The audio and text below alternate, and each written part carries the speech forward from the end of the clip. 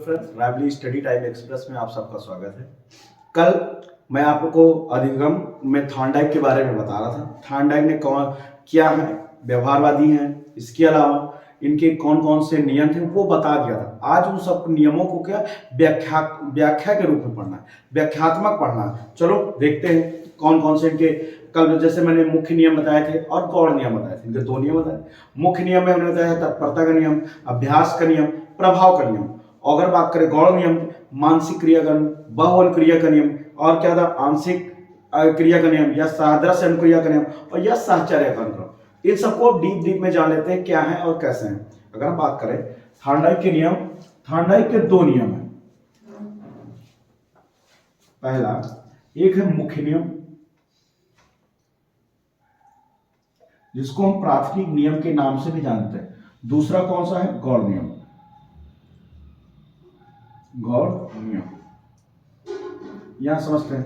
प्राथमिक मुख्य नियम में पहला जो बताया था हमने, क्या बताया था, तत्परता का नियम। तत्परता का नियम, तत्परता का नियम क्या है? तत्परता के नियम में सीधे सीधे थॉर्नडाइक ने महोदय ने बताया, जब तक आप स्वयं कोई कार्य करने के लिए तत्पर नहीं होंगे, सीखने के लिए तत्पर नहीं होंगे, तब तक आप कुछ भी कार्य सीख नहीं सकते। जैसे आपने लक्ष्य डिसाइड किया कि हमें सीटेट क्वालिफाई करना या सीटेट हमें क्रैक करना, तो उसके लिए आपको क्या होगा, दिन रात मेहनत करनी होगी, पढ़ना पड़ेगा, आपको तत्पर होना पड़ेगा। उसके लिए उससे संबंधित जो सब्जेक्ट है वो आप पता करोगे, फिर उसके संबंधित जो सिलेबस है वो पता करोगे। तत्पर होगे तभी तो पता करोगे, नहीं तो क्या जरूरत है। फिर उसका सिलेबस में क्या क्या वो पढ़ोगे, लिखोगे, पूरे नोट्स बनाओगे, उसके बाद उससे संबंधित जो पेपर है अनसॉल्व है उनको सॉल्व करोगे, फिर पता लगेगा कहां पर कमियां हैं उनको दूर करोगे और बेस्ट से बेस्ट परफॉर्मेंस दोगे। अंत में जाकर पेपर दोगे, पास हो जाओ, क्रैक हो जाओ। क्यों? क्योंकि तुमने तत्परता दिखाई, तुमने मेहनत की, तुमने पूरी लगन लगाई। यही है तत्परता का नियम। यानी इसमें मनुष्य हो या कोई जानवर हो या कुछ, जब तक कोई क्रिया करने के लिए या कोई लक्ष्य प्राप्त करने के लिए स्वयं तत्पर नहीं होगा, तब तक वह अपने लक्ष्य को प्राप्त नहीं कर पाएगा। यही थॉर्नडाइक महोदय ने तत्परता के नियम में बताया। ठीक है, दूसरा देख लेते हैं अभ्यास का नियम। कल मैंने इनको समझाया नहीं था, सिर्फ लिखवा दिया था, आज समझ लेते हैं। दूसरा है अभ्यास का नियम।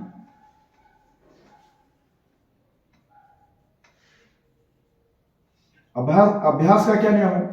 अभ्यास के नियम है, जब तक आप जैसे कोई कार्य लगातार कर रहे हैं तो वो आपके अभ्यास में मरा हुआ है, ज्ञान आपके बाएं हाथ का खेल हो गया है। लेकिन कुछ कार्य हैं जिनको आप कुछ दिन कर रहे थे और उसके बाद आपने छोड़ दिया, तो वो आपकी क्या हुआ, अभ्यास से दूर हो गए, और आप उन्हें जब दोबारा करने बैठे तो क्या देखा कि आप पूरा 100% नहीं कर पा रहे, उसमें कहीं ना कहीं कुछ कमियां हैं, है ना। ऐसा हम सब पढ़ाई में भी करते हैं। क्या अगर हम लोग याद कर रहे हैं, बार बार पढ़ रहे हैं, इनका रिवीजन कर रहे हैं, समय समय पढ़ते रहते तो हमें याद रहता है। लेकिन मैथ एक ऐसा सब्जेक्ट है जिसमें आप प्रतिदिन अगर अभ्यास नहीं करते तो आप भूल जाएंगे कौन सा सवाल कैसे बनेगा या कौन सा सवाल कैसे लगेगा।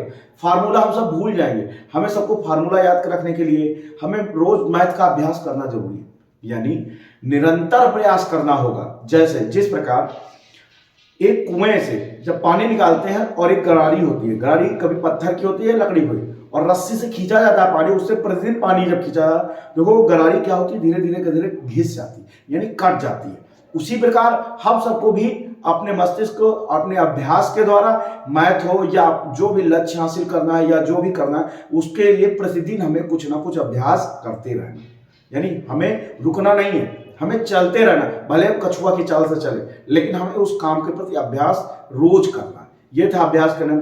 तीसरा अगर बात करें प्रभाव का नियम।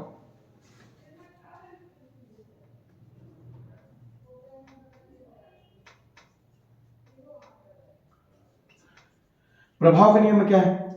जैसे आप किसी चीज से प्रभावित हो गए या कोई चीज आप काम कर रहे हैं या लक्ष्य देखा, आपने लक्ष्य देखा कि ये है, इसको डिसाइड कर सकते हैं, यानी आपने सम्मान पद प्रतिष्ठा देखी, आपको लगा कि मैं हाँ ये प्राप्त कर सकता हूं, वहां से आपको अंदर मोटिवेशन हुआ, तो आप क्या होंगे, उसके प्रति प्रभावित हो जाएंगे। और जब प्रभावित होंगे तो अपने लक्ष्य की तरफ जागरूक होंगे और उसकी तरफ पूरी तरह से काम करने में लग जाएंगे।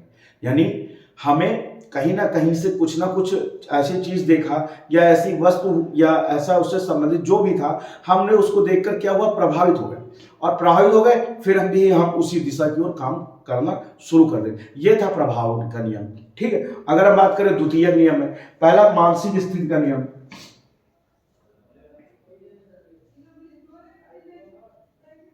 मानसिक स्थिति का नियम,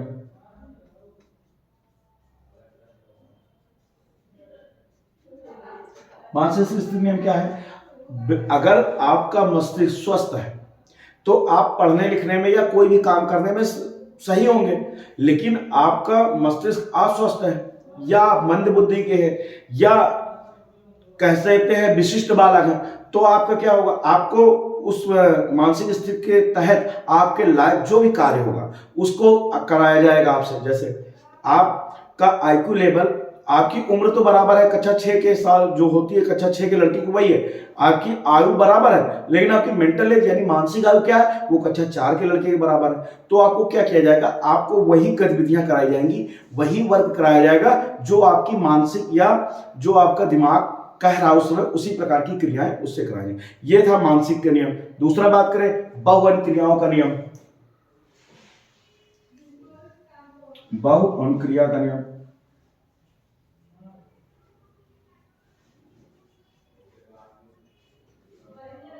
बहुअन क्रिया का नियम से सीधा सीधा तात्पर्य है, ऐसे नियम से है जैसे हम कोई काम करते हैं लेकिन एक तरीका लगाया उससे नहीं हुआ, दूसरा लगाया नहीं हुआ, लेकिन कभी कभी एक ऐसी सोल्यूशन आ जाता है, ऐसा आ जाता है कि आप उसी काम को कई तरीकों से कर सकते हैं, वो बहुअन क्रिया नियम कहलाता है। जैसे आप अपने लक्ष्य को प्राप्त करना चाहते हैं, बहुत से लोग होते हैं मेहनत करके कड़ी नियम से लाएंगे, लेकिन कुछ लोग क्या होते हैं बैकडोर वाले, पहुंच तो वो भी रहना लेकिन वो कहां से पहुंच रहे हो, बैकडोर से पहुंच रहे। या कुछ लोग होते हैं कि एकांत मन से या स्टेज से जागृत हुए अपना कर लिया, वो बहुअन क्रिया का नियम हमारा कहलाएगा।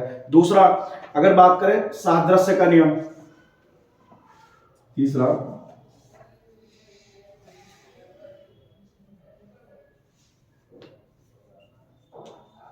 सादृश्य का नियम मतलब किसी को देखकर जो अनुक्रियाएं हम सीख रहे हैं वो हमारा सादृश्य का नियम कहलाएगा। यानी हमने किसी को देखा पढ़ते हुए, लिखते हुए या कुछ और, तो वो क्या कहलाएगा, सादृश्य का नियम हमारा कहलाएगा। उससे हम प्रभावित होंगे और अपने लक्ष्य की ओर अग्रसित होंगे। वो यानी किसी को देख करके जो हम सीखेंगे यानी वो सादृश्य का नियम के तहत कहलाएगा। अगला बात कर ले हम आंशिक क्रिया का नियम।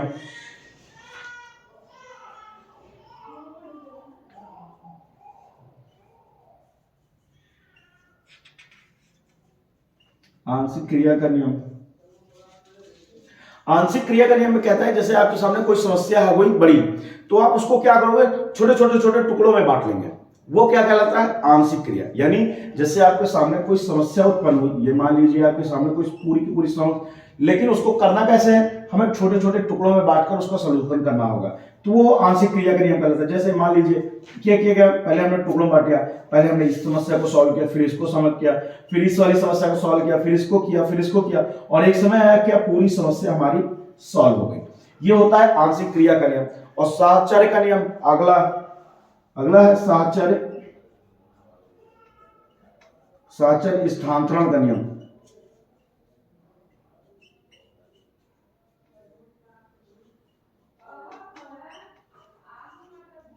साहचर्य स्थानांतरण में कहता है क्या हम अपना जो भी लेना चाह रहे हैं यानी जो लक्ष्य प्राप्त करना चाह रहे हैं उसमें हम किसी न किसी का सहयोगी बना रहे हैं, वो अपना ज्ञान हमको स्थानांतरित कर रहा है या उससे हम कुछ ना कुछ सीख रहे हैं, ये हमारा साहचर्य स्थानांतरण नियम कहलाता है। ये थार्नडाइक के मुख्य और गौण नियम थे जिनको कल मैंने सिर्फ लिखवा दिया था, कहा था आज समझाने के लिए, वो मैंने इसमें समझा दिया।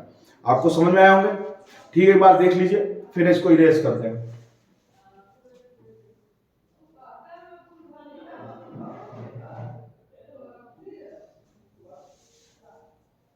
इरेज करते हैं।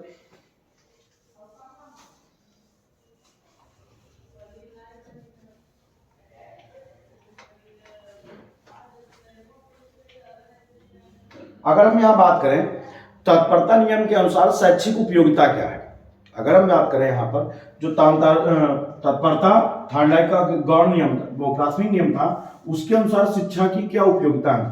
अगर हम बात करें यहां शिक्षा की उपयोगिता, तत्परता नियम के अनुसार।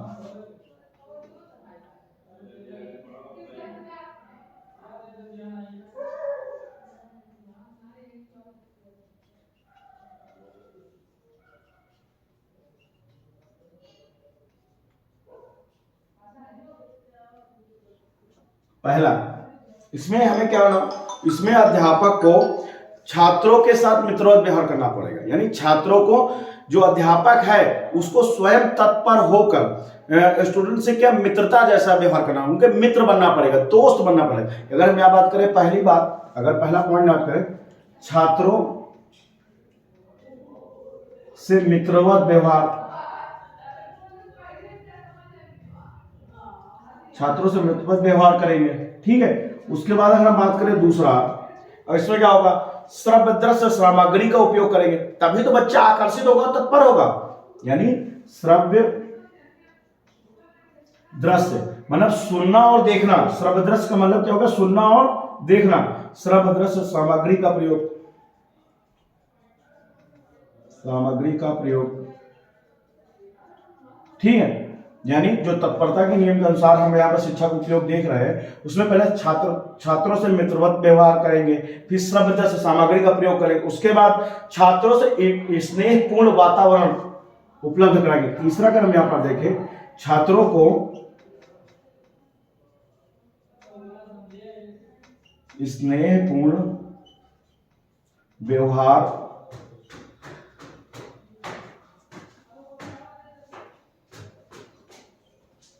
वातावरण उपलब्ध कराएंगे।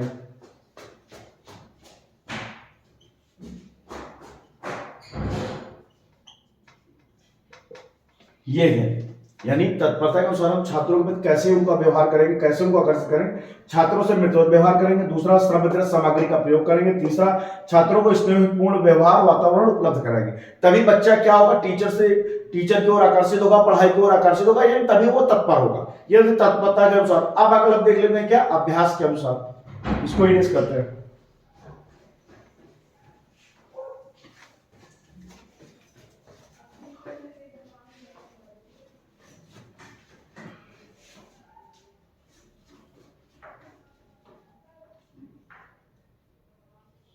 अभ्यास नियम के अनुसार यहां पर क्या होगा, बच्चों को मौखिक अभ्यास कराएंगे, बच्चे छोटे हैं, यानी अभ्यास नियम को हम दो भागों में भी बांट सकते हैं, एक उपयोग का नियम, एक अनुपयोग का नियम। अगर हम बात करें अभ्यास के नियम को हम दो भागों में बांट सकते हैं। पहला एक होगा उपयोग का नियम, दूसरा अनुपयोग का नियम।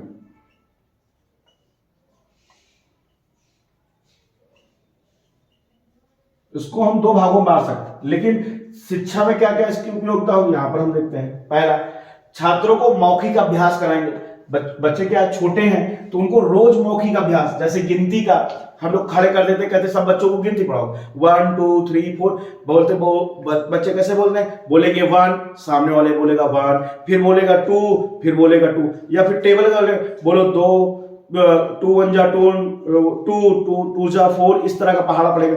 या बच्चों को गतिविधि के द्वारा कैसे, बोलो बच्चों एक एक एक एक, तुम्हें मिलेगा केक, थोड़ा हम खाएंगे, थोड़ा तुम खाओगे, इस तरह से क्या बच्चों में मित्रता व्यवहार होगा, और इस तरह वो रोज अभ्यास करेंगे और सीखते जाएंगे। ये होता है, यानी बच्चों को मौखिक अभ्यास कराना।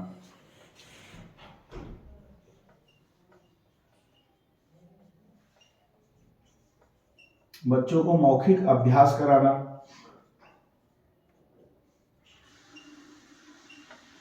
ठीक, दूसरा क्या होगा, अगर बात कर ले यहां पर नियमित, बच्चों को नियमित गृह कार्य देना, यानी होमवर्क देना, बच्चों को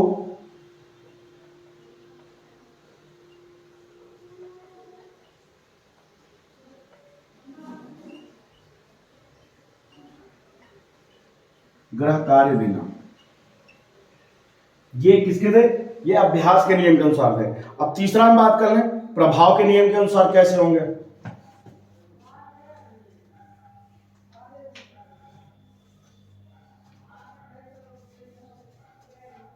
शिक्षा की उपयोगिता प्रभाव नियम के अनुसार।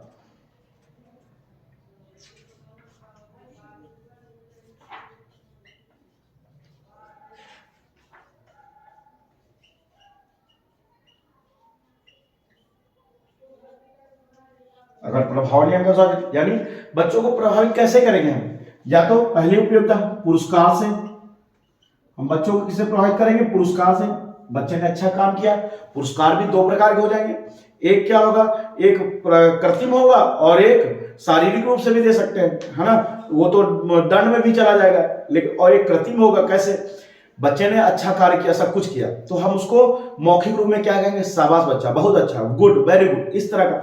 दूसरा, उसको टॉफी देकर या कोई और गतिविधियां, कुछ और इनाम देकर उसका हम कैसे इसी प्रकार उत्साहवर्धन करेंगे, बच्चा उससे प्रभावित होगा और अच्छा काम करेगा, यानी पुरस्कार के द्वारा। और कुछ बच्चे शरारती भी तो हैं, उन पर भी तो प्रभाव जमाना पड़ेगा, उनको कैसे प्रभावित करेंगे? या तो उनको शारीरिक दंड देंगे या फिर उनको मौखिक दंड देंगे। मौखिक मतलब कहने का नालायक कहेंगे या बदतमीज कहेंगे या कहेंगे पढ़ना नहीं आता, बेइज्जती करेंगे क्लास में बच्चे। शारीरिक दंड के रूप में उठक बैठक हो गया, मुर्गा बनाना, या पूरे स्कूल के राउंड लगाया गया, इस तरह के शारीरिक दंड में। बच्चे को मारना तो है ही नहीं, हम टच तो करेंगे नहीं, उसको डंडा तो चला नहीं सकते, लेकिन कहीं ना कहीं से उसको दंड देंगे तभी तो बच्चा ज्यादा प्रभावित होगा। यानी पुरस्कार व दंड का प्रयोग, वह दंड का प्रयोग, ये इसका पहला उपयोग हो गया। दूसरे की अगर हम बात करें, इसमें क्या होगा? मनोरंजन पूर्ण वातावरण, यानी बच्चों को कैसा मिलेगा वातावरण? मनोरंजन पूर्ण, मनोरंजन पूर्ण वातावरण। बच्चा कैसे सीखेगा? मनोरंजन के द्वारा। ऐसा नहीं आप गए डंडा लेके गए और क्लास में मारना शुरू कर, बच्चे छोटे हैं, वो डर जाएंगे, उनको ऐसे नहीं, उनको लगे कि हाँ हमारी मैडम हमारे घर से, ऐसा लगे कि आप उनके घर से। आप ऐसा नहीं, जो बच्चे भाषा बोले आप भी वही बोले, और बीच बीच में उनको गतिविधि के द्वारा, डांस करके या गोला बनाकर या खेल खेल में शिक्षा देना। इस प्रकार हम शिक्षा देंगे, बच्चे ऑटोमेटिक सीखेंगे और उनको आ जाएगा। या फ्लैश कार्ड भी रख देंगे, उसमें से छांट के लाओ, या और प्रकार की गतिविधियां होती हैं, उन सबके द्वारा बच्चों को हम सिखाएंगे। ये था। दूसरा अगर क्रिया का व्यवहार होना, यानी क्रिया का मतलब क्या? बच्चों को बिजी रखना, क्रिया का व्यवहार, क्रिया का व्यवहार होना, यानी यहां पर हम बच्चों को क्या करेंगे? पूरी तरह से बिजी रखेंगे। बच्चे छोटे बच्चे हैं, शरारती बहुत है, हो सकता है बगल वाले के पेन पेंसिल कोच दें या कुछ और कर दें, ऐसी गतिविधियां कर पाए। उनको बच्चों को हम किसी न किसी गतिविधि के थ्रू या ग्रह को CW क्लास वर्क देके या कुछ और देके बच्चों को बिजी रखेंगे। उनका चाहे जिस प्रकार से हम बिजी रखें, लेकिन वो बिजी रखना मेरी जिम्मेदारी, नहीं तो बच्चे बड़े शरारती, आपस में लड़ जाएंगे, झगड़ जाएंगे, कुछ भी कर सकते हैं, लेकिन ऐसा नहीं करना। ये तीनों नियम यानी प्राथमिक नियम जो थॉर्नडाइक महोदय के हैं, महत्वपूर्ण नियम थे। उनको क्या क्या होते हैं, कैसे होता है, वो समझाया। उनके अलावा इनकी शैक्षिक उपयोगिताएं क्या हो सकती है, ये बताया। ये महत्वपूर्ण है। उसके अलावा जो द्वितीय या गौड़ नियम है, उनके नाम याद कर लेना आप सब, और सीरियल से याद कर लेना, क्योंकि कई बार पूछता है कि इनमें से कौन सा प्राथमिक नियम है, कौन सा द्वितीय नियम है, और उनके बारे में उससे ज्यादा इसमें बारे में और कुछ नहीं पूछता। लेकिन ये जो प्राथमिक नियम है, इनमें कई बार क्वेश्चन बनते हैं, इसलिए इनको अच्छे से डीप में पढ़ाया। आशा है आप सबको ये वीडियो पसंद आया होगा। ठीक है, हमारे चैनल को अधिक से अधिक लोग लाइक और सब्सक्राइब शेयर करें। कल हम यहाँ पर स्किनर की बात करेंगे। धन्यवाद दोस्तों।